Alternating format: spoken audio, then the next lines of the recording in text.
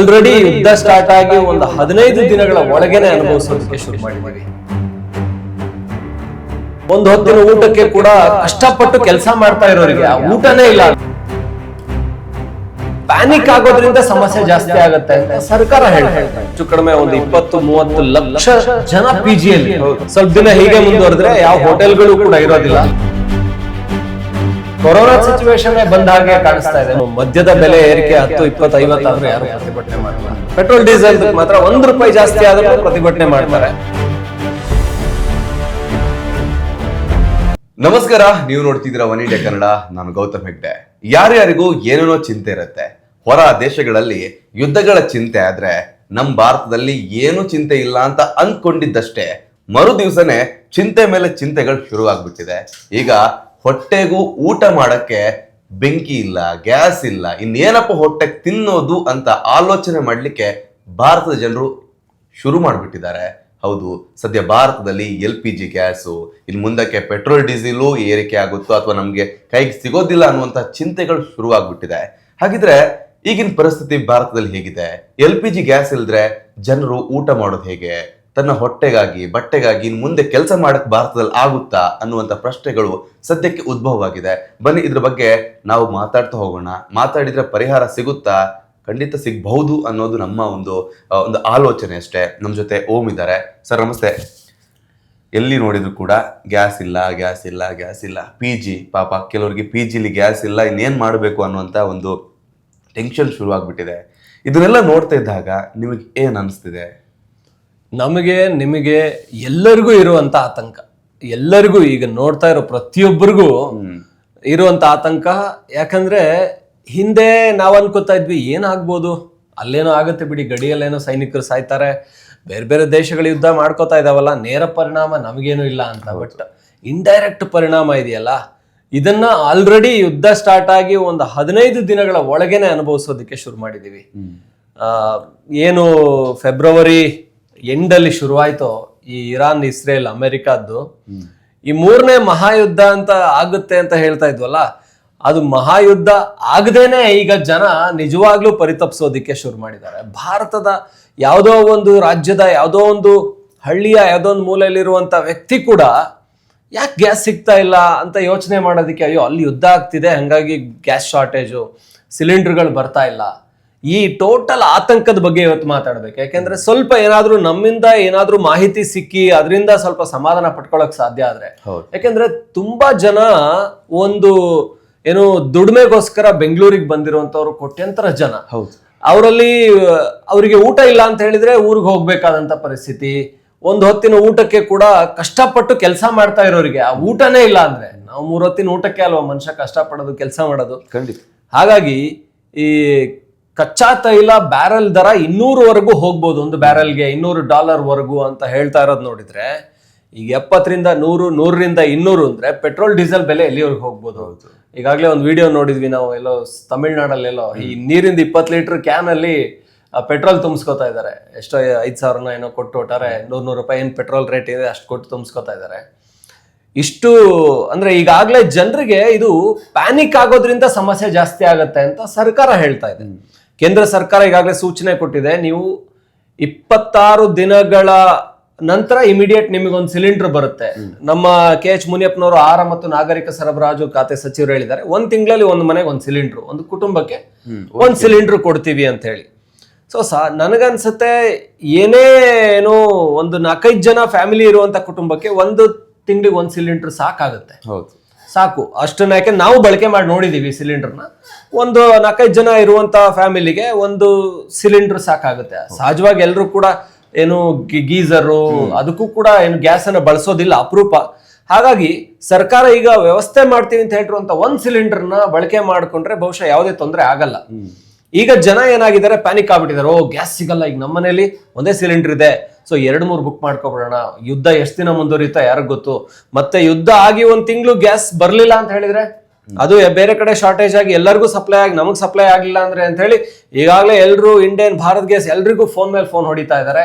ಅದು server down ಆಗ್ತಾ ಇದೆ ಅವ್ರದ್ದು ಕೂಡ. ಹಾಗಾಗಿ ತುಂಬಾ ಫೋನ್ ಹೊಡಿಯೋದಕ್ಕೆ ಹೋಗ್ಬೇಡಿ. ಮನೆಗೆ ಅಂದ್ರೆ ಗೃಹೋಪಯೋಗಿ ಏನಿದೆ, ಮನೆಗೆ ಸಿಗ್ಬೇಕಾದಂತ ಸಿಲಿಂಡರ್ ತಿಂಗಳಿಗೆ ಒಂದು ಸಿಲಿಂಡರ್ನ ಕೊಡ್ಲೇಬೇಕು ಅಂತ ಕೇಂದ್ರ ಸರ್ಕಾರ ಕೂಡ ಕಟ್ಟುನಿಟ್ಟಿನ ಆದೇಶವನ್ನ ಮಾಡಿದೆ. ಎಲ್ಲ ಏನು LPG ಸಂಸ್ಥೆಗಳಿಗೆ ಯಾವುದೇ ಕಾರಣಕ್ಕೂ ಕೂಡ ಕಾಳಸಂತೆಯಲ್ಲಿ ಗ್ಯಾಸ್ ಮಾರಾಟ ಆಗಬಾರದು ಸಿಲಿಂಡರ್ಗಳು ಅನ್ನುವಂಥದ್ದು. ಇನ್ನ ಕಮರ್ಷಿಯಲ್ ಗ್ಯಾಸ್ಗಳ ವಿಚಾರದಲ್ಲಿ ನಿಜಕ್ಕೂ ಇದು ಬಹಳ ಏನು ಶಾಕಿಂಗ್ ವಿಚಾರನೇ. ಕಮರ್ಷಿಯಲ್ ಗ್ಯಾಸ್ಗಳು ಕಮರ್ಷಿಯಲ್ ಸಿಲಿಂಡರ್ಗಳು ಸಿಗದೇನೆ PGಗಳು ಕ್ಲೋಸ್ ಆಗುವಂತ ಹಂತ ತಲುಪಿದೆ. ಬೆಂಗಳೂರು ಅಂತ ಜಾಗದಲ್ಲಿ PGಗಳು ಅಂದ್ರೆ ಬೆಂಗಳೂರಲ್ಲಿ ಹೆಚ್ಚು ಕಡಿಮೆ ಒಂದು 20-30 ಲಕ್ಷ ಜನ PGಯಲ್ಲಿ. ಹೌದು, ಅಷ್ಟು ದೊಡ್ಡ ಸಂಖ್ಯೆಯಲ್ಲಿ PGಯನ್ನು ಅವಲಂಬಿಸಿರುವಂತವ್ರು ಇದ್ದಾರೆ. ಹೀಗಿರುವಾಗ PGಗಳು ಕ್ಲೋಸ್ ಆದ್ರೆ ಮುಂದೆ ಏನ್ ನಮ್ಗೆ ಊಟ ಎಲ್ಲಿಂದ ಸಿಗಬೇಕು? ಹೋಟೆಲ್ಗಳಲ್ಲಿ ಆಲ್ರೆಡಿ ಹೋಟೆಲ್ಗಳು ಕ್ಲೋಸ್ ಆಗುವಂತ ಹಂತ ತಲುಪಿದೆ. ಅಲ್ಲಿ ಕೂಡ ಬೋರ್ಡ್ ಹಾಕಿದ್ದಾರೆ, ಇನ್ ಕೆಲವು ದಿನಗಳಲ್ಲಿ ನಾವು ಹೋಟೆಲ್ ಬಂದ್ ಮಾಡ್ತೀವಿ ಅಂತ ಹೇಳಿ.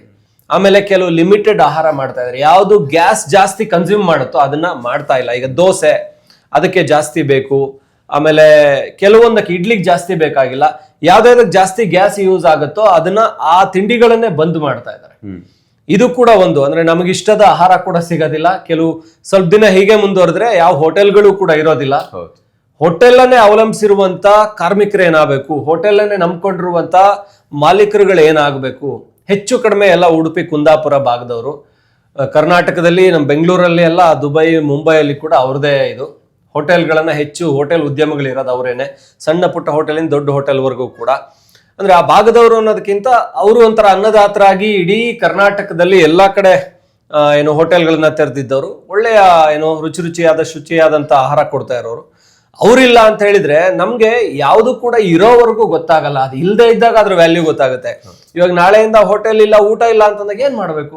ಕೊರೋನಾ ಸಿಚುವೇಶನ್ ಬಂದ ಹಾಗೆ ಕಾಣಿಸ್ತಾ ಇದೆ. ಮುಂದಿನ ದಿನಗಳಲ್ಲಿ ಊರಿಗೆ ಹೋಗ್ಬಿಡ್ಬೇಕಾ? ಮತ್ತೆ ಹಳ್ಳಿಲಿ ನಾವು ಏನು ಒಲೆ ಏನು ಅಡಿಗೆಗೆ ಏನು ಕಟ್ಟಿಗೆ ಸೌದೆಗಳನ್ನ ಬಳಸ್ತಾ ಇದೀವಲ್ಲ, ಆ ಅಡಿಗೆ ಮಾಡುವಂತ ಪರಿಸ್ಥಿತಿ ಬರ್ಬೋದು. ಈ ಮನುಷ್ಯ ಒಂಥರ ಮತ್ತೆ ಆದಿಮಾನವ ಆಗ್ತಾನೆ.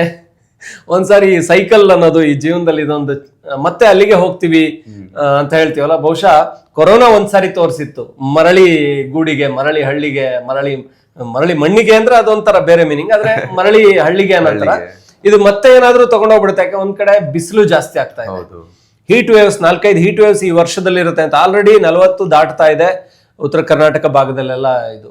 ಸೊ ಆ ತಾಪಮಾನ, ಹಾಗಾಗಿ ಇದು ನೀರು ಕೂಡ ಇಲ್ಲದೆ ಇರುವ ಪರಿಸ್ಥಿತಿ ಬಂದು, ಗ್ಯಾಸು ಇಲ್ಲದೆ ಇರುವಂತ ಪರಿಸ್ಥಿತಿ ಬಂದು ಎಲ್ಲಿವರೆಗೂ ಹೋಗುತ್ತೆ ಗೊತ್ತಿಲ್ಲ. ಬಟ್ ಏನಂದ್ರೆ ಪ್ಯಾನಿಕ್ ಆಗಬೇಡಿ. ಮನೆಗೆ ಒಂದು ಗ್ಯಾಸು, ಸೊ ಒಂದು ತಿಂಗಳಿಗೆ ಒಂದು ಗ್ಯಾಸ್ ಸಿಲಿಂಡರ್ ಅನ್ನೋದನ್ನ, ಮತ್ತೆ ಇವಾಗ ಜಾಸ್ತಿ ನಿಮಗೆ ಇದನ್ನ ಅವಲಂಬಿಸಬಹುದು. ಯಾಕೆಂದ್ರೆ ಈ ಎಲೆಕ್ಟ್ರಿಕ್ ಸ್ಟವ್ಗಳಿರುತ್ತಲ್ಲ, ಎಲೆಕ್ಟ್ರಿಕ್ ಸ್ಟವ್ಗಳನ್ನ ಡಿಪೆಂಡ್ ಆಗ್ಬೋದು. ಅದಕ್ಕೆ ಡಿಮಾಂಡ್ ಕೂಡ ಜಾಸ್ತಿ ಆಗ್ಬೋದು. ಅದನ್ನ ತಗೊಂಡಿಟ್ಕೊಂಡ್ರೆ ಬಹುಶಃ ಈ ಇದಕ್ಕೆ ಡಿಪೆಂಡ್ ಆಗೋದು ಕಡಿಮೆ ಆಗುತ್ತೆ. ಸೊ ಎಲೆಕ್ಟ್ರಿಕ್ ಸ್ಟವ್ಗಳನ್ನ ಜಾಸ್ತಿ ಬಳಸಿ. ಸರ್ಕಾರ ಹೆಂಗಿದ್ರು 200 ಯೂನಿಟ್ ವರೆಗೆ ಉಚಿತ ವಿದ್ಯುತ್ ಅನ್ನ ಕೊಟ್ಟಿದೆ. ಒಂದ್ ಸ್ವಲ್ಪ ಜಾಸ್ತಿ ಇಲ್ಲಿ ಗ್ಯಾಸ್ಗೆ ಹೋಗೋದು, ಅಲ್ಲಿ ನಿಮ್ಗೆ ಎಲೆಕ್ಟ್ರಿಕ್ ಸ್ಟವ್ ಅಲ್ಲಿ ಮ್ಯಾನೇಜ್ ಮಾಡ್ಕೊಳ್ಬಹುದು, ಕರೆಂಟ್ ಹೋಗ್ಬೋದು. ಹಂಗ್ ಮ್ಯಾನೇಜ್ ಮಾಡ್ಕೋಬಹುದು. ತೀರಾ ಇಲ್ವೇ ಇಲ್ಲ ಅಂತಲ್ಲ, ಆದ್ರೆ ಹೋಟೆಲ್ಗಳಲ್ಲಂತೂ ಇನ್ನ ಸ್ವಲ್ಪ ಸಮಸ್ಯೆ ಆಗೇ ಆಗುತ್ತೆ. ಹಾಗಾಗಿ ಅದನ್ನ ನಂಬ್ಕೊಂಡವ್ರಿಗೆ, PG ಅಲ್ಲಿರುವಂತವ್ರಿಗೆ, ರೂಮ್ಗಳಲ್ಲಿರುವಂತವ್ರಿಗೆ, ಅಡ್ಗೆ ಮಾಡ್ಕೊಳ್ಳದೆ ಹೊರಗಡೆ ಇರೋಂಥವ್ರಿಗೆ, ಅಥವಾ ಗ್ಯಾಸ್ ಸಿಲಿಂಡರ್ನ ತುಂಬಿಕೊಳ್ಳದೆ ಇಲ್ಲಿವರೆಗೂ ಆಲ್ಮೋಸ್ಟ್ ಒಂದ್ ಸಿಲಿಂಡರ್ ಇದ್ರೆ ಇನ್ನೊಂದು ಸ್ಟಾಕ್ ಇಟ್ಕೊಂಡಿರ್ತಾರೆ. ಸೊ ಆಲ್ಮೋಸ್ಟ್ ಒಂದ್ ಸಿಲಿಂಡರ್ ಅಂದ್ರೆ ಈ ಬ್ಯಾಚುಲರ್ಸ್ಗೆ, ಒಬ್ರು ಇರೋರ್ಗೆ, ಇಬ್ರು ಇರೋರ್ಗೆಲ್ಲ ಒಂದ್ 2-3 ತಿಂಗಳು ಬರುತ್ತೆ. ಒಂದ್ ಸಿಲಿಂಡರ್ ಸ್ಟಾಕ್ ಇದ್ರೆ, ಇನ್ನೊಂದ್ ಸಿಲಿಂಡರ್ ಬಳಕೆಯಲ್ಲಿದ್ರೆ. ಆತರ ಇಟ್ಕೊಂಡಿಲ್ಲ ಅಂತಂದ್ರೆ ಸ್ವಲ್ಪ ಸಮಸ್ಯೆನೆ. ಆದಷ್ಟು ಯೋಚನೆ ಮಾಡಿ ಬೇಗನೆ ಗ್ಯಾಸ್ ಸಿಲಿಂಡರ್ನ ತರಿಸ್ಕೊಳ್ಳಿ. ಇಲ್ಲಾಂದ್ರೆ ಪ್ಯಾನಿಕ್ ಅಂತೂ ಆಗಬೇಡಿ ಅನ್ನುವಂಥದ್ದು ಮುಖ್ಯವಾಗಿ. ಏನಂತ ಹೇಳಿದ್ರೆ ಪ್ಯಾನಿಕ್ ಆಗಬೇಡಿ ಅಂತ ಹೇಳುವಂಥದ್ದು. ಯಾಕಂತ ಹೇಳಿದ್ರೆ ಸೋಷಿಯಲ್ ಮೀಡಿಯಾಗಳನ್ನ ನೀವು ಗಮನಿಸಿರ್ಬೋದು, ಅಥವಾ ಮಾಧ್ಯಮವನ್ನೇ ನೀವು ಗಮನಿಸಿರ್ಬೋದು. ಖಾಲಿ ಇನ್ ಸಿಗಲ್ಲ ಅಂತಾನೆ ಸ್ಪಷ್ಟವಾಗಿ ಹೇಳ್ಬಿಡ್ತಿದ್ದಾರೆ. ಆದ್ರೆ ಕೇಂದ್ರ ಸರ್ಕಾರ ಪ್ರತಿ ಮನೆಗೂ ತಿಂಗಳ ಎಂಡಲ್ಲಿ ಒಂದು ಗ್ಯಾಸ್ ಅನ್ನ ಕೊಡುವಂತ ಕೆಲಸವನ್ನ ಮಾಡುತ್ತೆ ಅಂತ ಈಗಾಗಲೇ ಪ್ರಕಟಣೆ ಮಾಡಿಯಾಗಿದೆ. ಯಾವುದೇ ರೀತಿಯ ಭಯ ಪಡಬೇಕಾಗಿರುವಂತಹ ಅಗತ್ಯ ಇಲ್ಲ. ಅದರ ಜೊತೆಗೆ ಬೆಂಗಳೂರಿನಲ್ಲಿ ವಾಸಿಸ್ತಿರುವಂತಹ, ಅಂದ್ರೆ ಬೆಂಗಳೂರಿನಲ್ಲಿ PGಯಲ್ಲಿ ವಾಸಿಸ್ತಿರುವಂತಹ ಎಷ್ಟೋ ಜನರಿಗೆ PG ಬಂದಾಗುತ್ತಾ ಅನ್ನುವ ಪ್ರಶ್ನೆ ಇತ್ತು. ಆ ಒಂದು ಪ್ರಶ್ನೆ ಕೂಡ ಉತ್ತರ ಸಿಕ್ಕಿದೆ. ಯಾವುದೇ ಕಾರಣಕ್ಕೂ PG ಬಂದಾಗೋದಿಲ್ಲ. PGಲಿ ಊಟ ಸಿಗದೇ ಇರುವಂತಹ ದಿನಗಳು ಬರ್ಲಿಕ್ಕೆ ಚಾನ್ಸ್ ಇಲ್ಲ ಅಂತ PGಯನ್ನ ನೋಡ್ಕೊಳ್ಳುವಂತಹ ಆ ಒಂದು ಕಮಿಟಿಯ ಅಧ್ಯಕ್ಷರೇ ಮಾತನಾಡಿರುವಂಥದ್ದು. ಯಾವುದೇ ರೀತಿಯ ಸಮಸ್ಯೆಗಳಾಗೋದಿಲ್ಲ.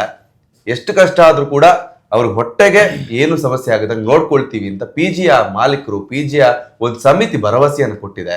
ಹೀಗಿರುವಾಗ ಅಂತಹ ಟೆನ್ಷನ್ಗಳನ್ನ ಯಾರು ಮಾಡ್ಲಿಕ್ಕೆ ಹೋಗ್ಬೇಡಿ, ಯಾರು ಕೂಡ ಪ್ಯಾನಿಕ್ ಆಗಬೇಡಿ ಅಂತ ಹೇಳ್ತಾ, ಅದೇ ರೀತಿ ಯಾವುದೇ ರೀತಿಯ ಡೌಟ್ಸ್ಗಳನ್ನಿದ್ರು ಅದನ್ನ ಕರೆಕ್ಟ್ ಆಗಿ ತಿಳಿದುಕೊಂಡು ಅದ್ರ ಮುಂದೆ ಹೋಗಿ ಅಂತ ಹೇಳ್ತಾ, ಯಾವುದೇ ರೀತಿಯ ಪ್ಯಾನಿಕ್ ಆಗಬೇಡಿ ಅಂತ ಹೇಳ್ತಾ.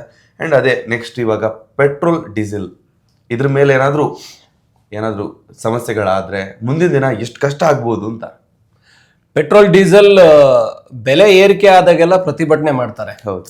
ಸೊ ₹1 ಏರಿಕೆ ಆದ್ರೆ ₹2 ಏರಿಕೆ ಆದ್ರೆ ಪ್ರತಿಭಟನೆ ಅಂತೂ ಇದ್ದೇ ಇರುತ್ತೆ. ಅದು ಏನು ಮದ್ಯದ ಬೆಲೆ ಏರಿಕೆ 10, 20, 50 ಆದ್ರೂ ಯಾರು ಪ್ರತಿಭಟನೆ ಮಾಡಲ್ಲ. ಪೆಟ್ರೋಲ್ ಡೀಸೆಲ್ ಮಾತ್ರ ₹1 ಜಾಸ್ತಿ ಆದ್ರೂ ಪ್ರತಿಭಟನೆ ಮಾಡ್ತಾರೆ. ಈಗ ಪೆಟ್ರೋಲ್ ಡೀಸೆಲ್ ಸಿಕ್ಕಿದ್ರೆ ಸಾಕು, ನೀವ್ ಎಷ್ಟಕ್ಕೆ ಕೊಡ್ತೀರೋ ಗೊತ್ತಿಲ್ಲ, 120 ಮಾಡ್ತೀರಾ, 130 ಮಾಡ್ತೀರಾ, ಕೊಡಿ ಅನ್ನುವ ದಿನಗಳು ಬಂದ್ರೂ ಬರ್ಬೋದು. ಭಾರತದ ಮಟ್ಟಿಗೆ ಪೆಟ್ರೋಲ್ ಸ್ಟಾಕ್ ಇದೆ. ನಾವು ಪೆಟ್ರೋಲ್ ಡೀಸೆಲ್ ಸ್ಟಾಕ್ ಅನ್ನ ಯಾವತ್ತೂ ಕೂಡ ದೇಶಕ್ಕೆ, ಇಷ್ಟು ದೊಡ್ಡ ದೇಶ, ಇದಕ್ಕೆ ಎಷ್ಟು ಸಪ್ಲೈ ಇರಬೇಕು ಅಂತ ಹೇಳಿದ್ರೆ ಅದಕ್ಕೆ ಕೇಂದ್ರ ಅದಕ್ಕೆ ತಕ್ಕಂತೆ ತಯಾರಿನ ಮಾಡ್ಕೊಂಡಿದೆ. ಯಾವತ್ತು ಕೂಡ ಗ್ಯಾಸ್ ವಿಚಾರದಲ್ಲಿ ಮಾಡಿಲ್ಲ, ಬಟ್ ಇದ್ರ ಬಗ್ಗೆ ಪೆಟ್ರೋಲ್ ಡೀಸೆಲ್ ಬಗ್ಗೆ ಕಚ್ಚಾ ತೈಲಿನ ಬಗ್ಗೆ ದಾಸ್ತಾನುಗಳನ್ನ ಭಾರತ ಸರ್ಕಾರ ಮಾಡಿದೆ. ಆದ್ರೆ ಗ್ಯಾಸಿನ ಬಗ್ಗೆ ಯಾವುದೇ ರೀತಿಯ ದಾಸ್ತಾನುಗಳನ್ನ ಮಾಡ್ಲಿಕ್ಕೆ ಭಾರತಕ್ಕೆ ಇನ್ನೂ ಕೂಡ ಸಾಧ್ಯ ಆಗಿಲ್ಲ. ಇದೊಂದು ದೊಡ್ಡ ಪಾಠ ಆಗುತ್ತೆ. ಮುಂದಿನ ದಿನದಲ್ಲಿ ಇದರ ಒಂದು ದಾಸ್ತಾನು ಮಾಡಬೇಕು ಅನ್ನೋದಕ್ಕೆ ಇದೊಂದು ಪಾಠ. ಮುಂದಿನ ದಿನದಲ್ಲಿ ಮಾಡಬಹುದು ಅನ್ನೋದು ನಮ್ದೊಂದು ಕಲ್ಪನೆ. ಅದ್ ನಿಜ ಆದ್ರೆ ಸಾಕು ಅಷ್ಟೇ. ಅಂದ್ರೆ ಪೆಟ್ರೋಲ್ ಡೀಸೆಲ್ ಮೇಲೆ ಕೇಂದ್ರ ಸರ್ಕಾರಕ್ಕೆ ಹಿಡಿತಾ ಇದೆ. ಅವರೇ ಇಲ್ಲಿ ಅದರ ಏನು ಟೋಟಲ್ ನಿರ್ಧಾರ ಮಾಡ್ತಾರೆ. ಅವ್ರು ಅದನ್ನ ಎಲ್ಲೆಲ್ಲಿ ಎಷ್ಟು ಸ್ಟಾಕ್ ಇದೆ ಅಂತ ಹೇಳಿ ಹೆಚ್ಚು ಕಡಿಮೆ ತುಂಬಾ ಸ್ಟಾಕ್ ಇದ್ದೇ ಇರುತ್ತೆ.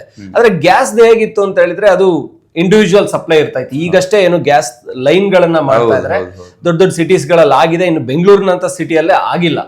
ಸೊ ಆ ಕಂಟ್ರೋಲ್ ಇನ್ನು ಸರ್ಕಾರದ ಕೈಗೆ ಬಂದಿರ್ಲಿಲ್ಲ ಅಂತ ಅನ್ಕೋಬಹುದು. ಹಾಗಾಗಿನೇ ಈ ಇಂಡಿವಿಜುವಲ್ ಆಗಿ ಸಿಲಿಂಡರ್ನ ತಗೊಳ್ಳುವಂತವ್ರು, ಇಂಡೇನ್, ಭಾರತ್ ಗ್ಯಾಸ್, ಬೇರೆ ಬೇರೆ ಏಜೆನ್ಸಿಗಳಿಂದ ತಗೊಳ್ಳುವಂತವ್ರು ಅವ್ರವ್ರ ನಿರ್ವಹಣೆ ಮಾಡ್ತಾ ಇದ್ರು. ಸರ್ಕಾರ ಕೂಡ ಕೆಲವು ಕಡೆಗಳಲ್ಲಿ ನೋಡಿ ಮಹಿಳೆಯರಿಗೆ ವರ್ಷಕ್ಕೆ 5 ಉಚಿತ ಗ್ಯಾಸ್ ಸಿಲಿಂಡರು ಈ ತರ ಎಲ್ಲ ಇತ್ತೀಚೆಗಷ್ಟೇ ಘೋಷಣೆ ಮಾಡ್ತಾ ಇತ್ತು. ಬಹುಶಃ ಇದೇನಾದ್ರೂ ಘೋಷಣೆ ಮಾಡಿ ಆರಂಭದಲ್ಲೇ ಕೊಟ್ಟಿದ್ದು ಬಿಟ್ಟಿದ್ರೆ ಅವ್ರಿಗೆ 5 ಗ್ಯಾಸ್ ಸಿಲಿಂಡರ್ ಇದೆ ಅಂತ ಹೇಳಿದ್ರೆ ಹೆಚ್ಚು ಕಡಿಮೆ 6 ತಿಂಗಳು ನೆಮ್ಮದಿಯಾಗಿರ್ಬೋದು ಅಂತ ಅನ್ಕೋತಾ ಇದ್ರು. ಬಟ್ ಆ ತರದ್ದು ತುಂಬಾ ಕಡೆಗಳಲ್ಲಿ ಇನ್ನೂ ಕೂಡ ಘೋಷಣೆ ಆಗಿದ್ದು ಇಂಪ್ಲಿಮೆಂಟ್ ಆಗಿಲ್ಲ. ಸರ್ಕಾರಗಳು ಬಂದು ಈಗ ತಾನೇ ಶುರು ಮಾಡ್ತಾ ಇದಾವೆ. ಸೊ ಇದೆಲ್ಲ ನೋಡಿದ್ರೆ ಗ್ಯಾಸ್ ವಿಚಾರದಲ್ಲಿ ಜನ ಆಲ್ಟರ್ನೇಟಿವ್ ನೋಡ್ಕೋಬೇಕು. ಇನ್ನು ನಾನು ಅನ್ಕೋತೀನಿ, ಈಗ PGಗಳಾಗ್ಲಿ ಫುಡ್ ಎಲ್ಲ ಇದೆಯಲ್ಲ, ಇಲ್ಲಿವರೆಗೂ ತಿನ್ನೋದಕ್ಕಿಂತ ನೆಕ್ಸ್ಟ್ ಹೆಲ್ದಿ ಫುಡ್ ತಿನ್ಬೋದು. ಈಗ ತರಕಾರಿಗಳು, ಹಣ್ಣು ಇದನ್ನ ತಿನ್ಕೊಂಡು ಆಲ್ಟರ್ನೇಟ್ ಏನಿದೆ, ಮೊಸರನ್ನ ಮಾಡ್ತಾ ಇದಾರಂತೆ ಬಹಳ ಕಡೆಗಳಲ್ಲಿ. ಬರೀ ಅನ್ನಕ್ಕೆ ಮಾತ್ರ ಗ್ಯಾಸ್ ಯೂಸ್ ಮಾಡಿ ಮೊಸರು, ಈಗ ಸುಬ್ರಹ್ಮಣ್ಯ ದೇವಸ್ಥಾನದಲ್ಲಿ ನೆನ್ನೆ ಮೊಸರು ಅವಲಕ್ಕಿ ಕೊಟ್ರಂತೆ ದೇವಸ್ಥಾನದಲ್ಲಿ ಗ್ಯಾಸ್ ಇಲ್ದೇನೆ. ಬಟ್ ಮುಜರಾಯಿ ಸಚಿವರು ಹೇಳಿದ್ದಾರೆ, ರಾಮಲಿಂಗಾರೆಡ್ಡಿ ಅವರು, ಯಾವುದೇ ಕಾರಣಕ್ಕೂ ಕೂಡ ಮುಜರಾಯಿ ದೇವಸ್ಥಾನಗಳಲ್ಲಿ ಎಲ್ಲೆಲ್ಲ ಅನ್ನಪ್ರಸಾದ ಇದೆಯೋ ಅಲ್ಲಿ ತೊಂದರೆ ಆಗದೆ ಇರೋ ತರ ನೋಡ್ಕೋತೀವಿ ನಾವು. ಬಟ್ ನೋಡಿ, ಅಂದ್ರೆ ನೋಡ್ಕೋತೀವಿ ಅಂತ ಹೇಳೋದ್ರೊಳಗೆ ಆಲ್ರೆಡಿ ಆಗ್ಬಿಟ್ಟಿದೆ, ಶಾರ್ಟೇಜ್ ಇದೆ. ಅಲ್ಲೆಲ್ಲ 1-2 ಗ್ಯಾಸ್ ಅಲ್ಲ, ದಿನಕ್ಕೆ ನೂರಾರು ಸಿಲಿಂಡರ್ಗಳು ಬೇಕಾಗುತ್ತೆ. ಸೊ ಇದು ಇಷ್ಟೊತ್ತಿಗಾಗ್ಲೇ ಎಚ್ಚೆತ್ಕೋಬೇಕಾಗಿತ್ತು, ಆದ್ರೆ ಇನ್ನು ಎಚ್ಚೆತ್ಕೊಳ್ತೀವಿ ಅನ್ನುವಂಥದ್ದನ್ನ ಹೇಳಿದ್ದಾರೆ. ಹಾಗಾಗಿ ಬಹುಶಃ ಜನಸಾಮಾನ್ಯರಿಗೆ ಎಲ್ಲೆಲ್ಲಿ ಅನ್ನದಾಸೋಹ ಇದೆ ದೊಡ್ಡ ದೊಡ್ಡ ದೇವಸ್ಥಾನಗಳಲ್ಲಿ, ಬಹುಶಃ ಈ ದಿನಗಳಲ್ಲಿ ಜನ ಅದನ್ನು ಕೂಡ ಡಿಪೆಂಡ್ ಆಗ್ತಾರೆ. ಯಾಕಂದ್ರೆ ಮನೇಲಿ ಗ್ಯಾಸ್ ಎಲ್ಲಾದ್ರೂ ಖಾಲಿ ಆಗ್ಬಿಟ್ರೆ, ಏನೋ ಪಕ್ಕದಲ್ಲಿ ದೇವಸ್ಥಾನದಲ್ಲಿ ಒಂದಿದೆ, ಅಲ್ಲೊಂದೊತ್ತು ಇದು ಮಾಡ್ಕೊಂಡ್ರೆ ಊಟ ಮಾಡ್ಕೋಬಹುದು, ಪರ್ಯಾಯ ದಾರಿಗಳಂತ ಅನ್ಕೊಳ್ತಾರೆ, ಹುಡುಕೋತಾರೆ. ಹಾಗಾಗಿ ಬಹುಶಃ ನಮ್ಮ ದೇಶ ಅಂತ ಕೊರೋನಾ ಬಂದಾಗ್ಲೇ ಎಡೋಲಿಲ್ಲ. 80 ಕೋಟಿ ಜನರಿಗೆ ನಿರಂತರವಾಗಿ ರೇಷನ್ ಅನ್ನ ಕೊಡ್ತಾ ಬಂದ್ರು. ಅಷ್ಟು ಅಂದ್ರೆ ಆಹಾರ ಭದ್ರತೆಯನ್ನು ಇಟ್ಕೊಂಡಿರುವಂತ ದೇಶ.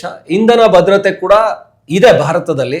ನಮ್ಗೆ ಗೊತ್ತಿದಾಗ ಉಡುಪಿಯಲ್ಲಿ ಅದರ ಸಂಗ್ರಹ ಇದೆ. 1 ವಾರದ ಮಟ್ಟಿಗೆ ಇಡೀ ದೇಶಕ್ಕೆ ಏನು ಪೆಟ್ರೋಲ್ ಡೀಸೆಲ್ ಕೊಡಬಹುದು ಅಷ್ಟರ ಮಟ್ಟಿಗೆ ಸಂಗ್ರಹವನ್ನು ಉಡುಪಿಯಲ್ಲೇ ಇಟ್ಕೊಳ್ಳಲಾಗಿದೆ. ದೇಶಾದ್ಯಂತ ಮಂಗಳೂರಿನಲ್ಲಿ ಕೂಡ. ಸೊ ಇಡೀ ದೇಶಕ್ಕೆ 45 ದಿನಗಳ ಮಟ್ಟಿಗೆ ಯಾವುದೇ ಕೊರತೆ ಆಗೋದಿಲ್ಲ ಪೆಟ್ರೋಲ್ ಡೀಸೆಲ್ನದ್ದು ಅನ್ನುವಂಥದ್ದನ್ನ ಕೇಂದ್ರ ಸರ್ಕಾರವೇ ಹೇಳಿದೆ. ಹಾಗಾಗಿ ಮಿತವಾಗಿ ಬಳಸೋದನ್ನ ಸರ್ಕಾರ ಕೂಡ ಯೋಚಿಸ್ತಾ ಇದೆ, ಜನ ಕೂಡ ವಿಚಾರ ಮಾಡಬೇಕು. ಈಗಾದ್ರೂ ಜನ ಅಲರ್ಟ್ ಆಗ್ತಾರೆ ಸ್ವಲ್ಪ. ಯಾಕಂದ್ರೆ ಮನೆಗಳಲ್ಲಿ 2-3 ಕಾರು, ಮಗಂಗೊಂದು, ಅಪ್ಪಂಗೊಂದು, ಮಗಳಿಗೊಂದು ಕಾರ್ ಅಂತ ತಗೊಂಡೋಗೋರು, ಆತರ ಇನ್ನು ಓಡಿಸೋರು, ಎಲ್ಲಾದ್ರೂ ಪೆಟ್ರೋಲ್ ಡೀಸೆಲ್ ಇಲ್ಲ ಅಂದ್ರೆ ಏನ್ ಮಾಡ್ಬೇಕು? ಈಗ 200-300 ಆದ್ರೆ 50-100-200 ರೇಟ್ ಜಾಸ್ತಿ ಆದ್ರೆ ಕೊಟ್ಟು ತಗೊಳಕ್ಕೆ ಇಲ್ವೇ ಇಲ್ಲ ಅಂತಂದ್ರೆ ಏನ್ ಮಾಡ್ಬೇಕು? ಸೊ ಆ ಪರಿಸ್ಥಿತಿ ಬಂದ್ರೆ ಅಂತ ಸ್ವಲ್ಪ ಅಲರ್ಟ್ ಆಗ್ತಾರೆ. ಬಹುಶಃ ಆ ಅಲರ್ಟ್ನೆಸ್ ನಮ್ಮಲ್ಲಿ ಇರ್ಲಿ. ಇದೆಲ್ಲ ಕೂಡ ನಮ್ಗೆ ಮುಂದಿನ ದಿನಗಳನ್ನು ನೆನಪಿಸೋದಿಕ್ಕೇನೆ ಬರೋದು. ನಾವು ಎಷ್ಟು ಎಚ್ಚರಿಕೆಯಿಂದ ಇರಬೇಕು ಅನ್ನೋದಕ್ಕೇನೆ ಈ ತರದೆಲ್ಲ ಒಂದಷ್ಟು ಘಟನಾವಳಿಗಳಾಗುವಂಥದ್ದು.